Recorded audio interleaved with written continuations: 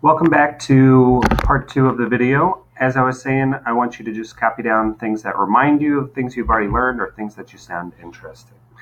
A lot of times when we think about ancient Egypt, we think about the pyramids, and those are probably one of the most famous landmarks, but the Egyptian civilization did much, much more than pyramids, and they weren't alone in their construction of pyramids either. There were other places in Mesopotamia that built ziggurats, which are kind of like step pyramids. You can see they're not just one continuous line. They kind of step down over a series, which happened a lot in South and Central America. In Egypt, they had a monarchy that was based off of their religion, which is what we call a theocracy, where the pharaohs were in charge. You probably remember them.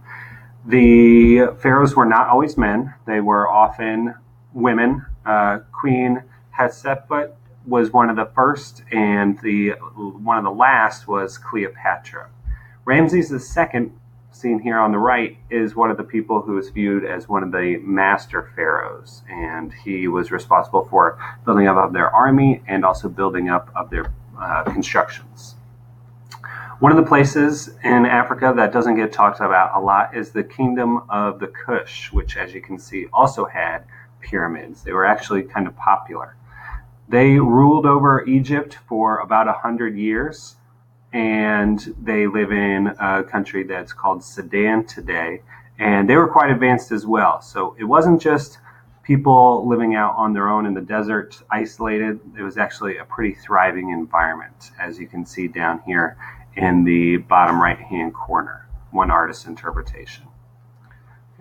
Moving on, we are going to talk a little bit about some different world religions, specifically Judaism and Christianity. A little bit later on in the class, you'll learn about Islam.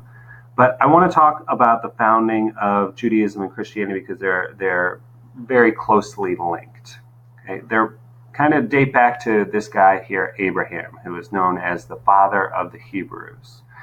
He originally was a polytheist, which means that he thought that there was more than one God, but eventually he became a monotheist and started believing in only one God.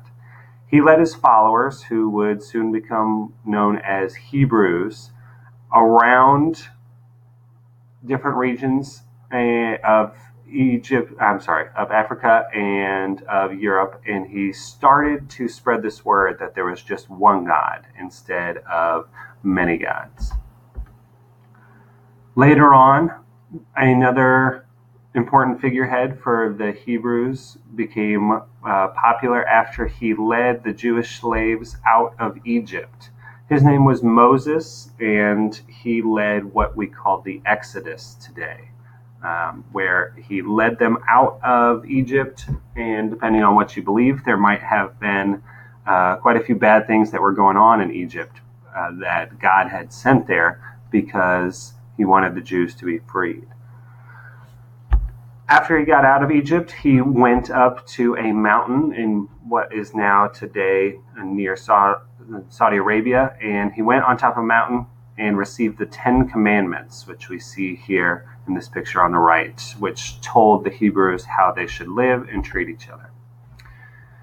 A few hundred years later, a baby was born, and again, depending on your belief, this was Jesus of Nazareth, who was raised as a Jewish person, but started a new religion that focused on how God had chosen Jesus to be born, and God had sent part of himself down to earth to live. And this religion is called Christianity.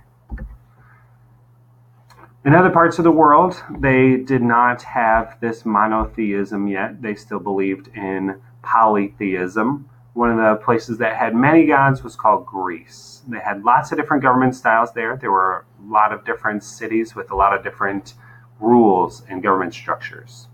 Two different cities that lived very differently were Sparta and Athens.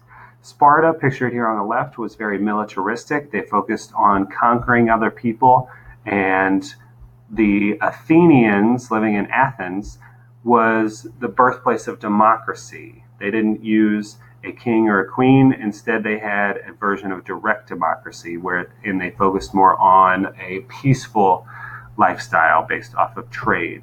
They would eventually fight each other, over dominance over the Greek countryside. Regardless of where you were living, there was lots of impressive architecture throughout Greece, and you are probably familiar with these styles. These are a couple of pictures that I took when I went to Greece. This was a temple to the builder god known as Hephaestus, and this was a temple to the god of Poseidon. We still see a lot of architecture based off these old styles today with these large columns in the middle. This picture down here you might recognize. This is the Lincoln Memorial. If you look really close, you'll be able to see a statue of Abraham Lincoln sitting there in the center, but you can see that it's very similarly built, and these styles are very popular today still too. As I mentioned, they did not believe in just one God. They believed in many gods, and they kind of used gods to explain phenomenon that they couldn't understand. They would pass down stories and pass down morals through their mythology. You may have heard of something called the Trojan horse or the Pandora's box.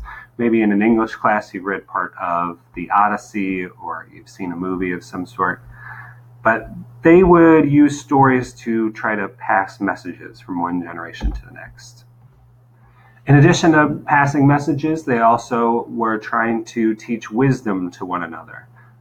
Some of the famous early teachers of wisdom and philosophy were Socrates, Plato, and Aristotle, and they asked people to question things that they thought that they knew. They were supposed to question the gods. And Socrates, here on the right, he was even sentenced to death because he refused to acknowledge that gods existed. He was an atheist, and he said he would rather die, he'd rather drink poison than to go back on what he had taught his students. One of the people who was a product of these three teachers was Alexander the Great, a man who by about the age of 27 had conquered basically the whole world as he knew it. He had taken over an empire so large that nobody in his world thought that there was anything else. He was successful because he usually showed respect for the culture and the religion of the area. He gave people freedom of religion, and he said, you can do what you want as long as you pay me taxes. He did this. He spread the ideas that the Greeks had come up with. He had spread their mathematics. He spread their architecture styles throughout the empire. Okay? One of the places that he took over was the west side of India, and that's our next topic. In India, they had lived a totally different lifestyle. Their culture was not based upon the worship of one god, like some of it in the people in Europe. It was based off a religion called Hinduism, where people strove to kind of live out their destiny or to fulfill their duties. That was a concept called the Dharma. And the samsara is the concept of reincarnation, that if you fulfilled your duties, if you did what you were supposed to, then after you died, you would be reincarnated as something better, as long as you had good karma when you died. Another popular religion, philosophy, is Buddhism, based off the teachings of a person called the Buddha, whose real name was Siddhartha Gautama. And the Buddha means the awakened one. According to this belief structure, the Buddha discovered that life is about suffering, and that if you can free yourself from that suffering, then you can reach enlightenment and nirvana. Buddhists often meditate on this concept and try to free themselves from desires and free themselves from suffering in order to bring themselves peace. In China, they had a religious structure called Confucianism, which was all about leading by example, based off the teachings of a man named Confucius, here on the right. And it also incorporated a lot of moderation. You may have heard the phrase, respect your elders. This also comes from Confucianism as well. Another popular belief structure was called Taoism, which refers to government. And the government was supposed to act as little as possible. They were supposed to set clear laws and harshly punish the people who disobeyed them. So This is kind of more along the lines of if someone steals from you, then you can chop off their hand to stop them from stealing again. So legalism tried to set examples to try to discourage people from committing any crimes. One of the places where crimes might have happened was called the Silk Road, which was a connection between China and Europe based off the travelings of a man named Marco Polo, who had traveled across the desert to try to reach the Han Empire all the way from the Mediterranean Sea. Okay. Another part of the world down in the Mediterranean was Italy and the Roman Empire. You can see these are a couple of pictures of the Colosseum where the gladiators used to fight. You're probably familiar with that concept. The Romans were in charge for almost 1,000 years before their empire and their civilization would eventually collapse and fall in on itself. A lot of their lifestyle was based off of their army. They had very disciplined and resourceful soldiers. They also wanted to focus on helping people. They built lots and lots of roads. They built aqueducts that would transport fresh water into the city.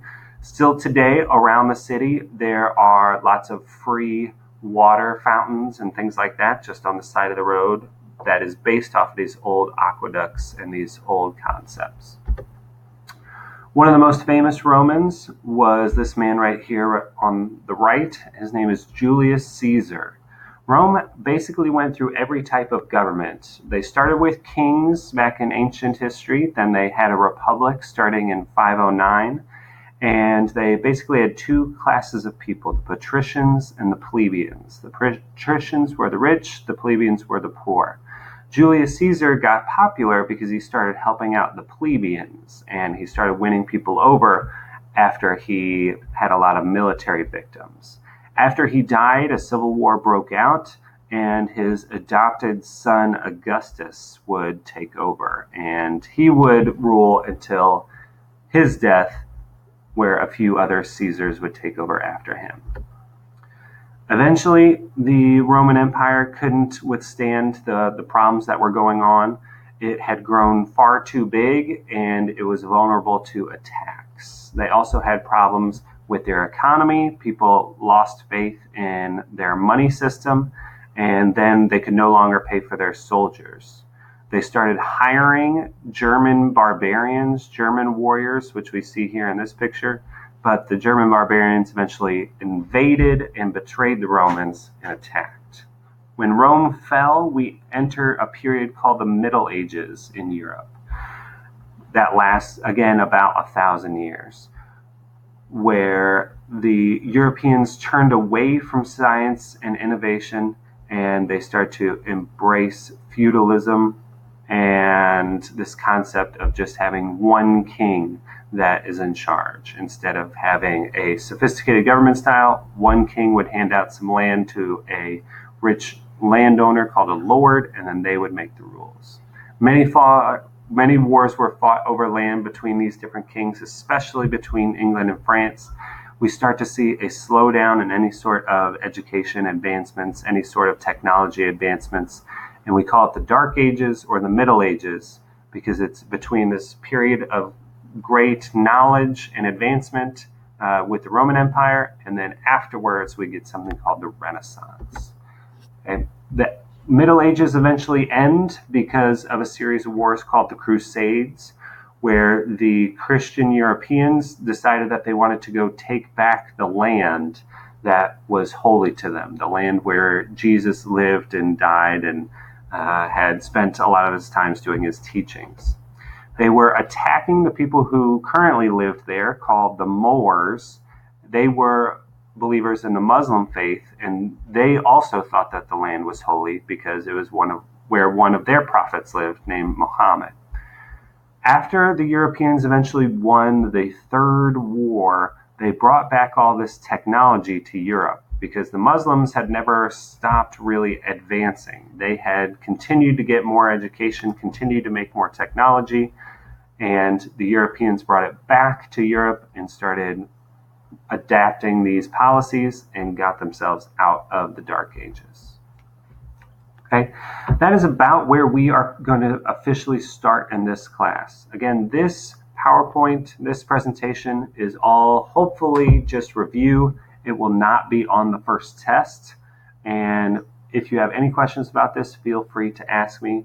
If not, then you can go ahead and get started with the next node set. And good luck.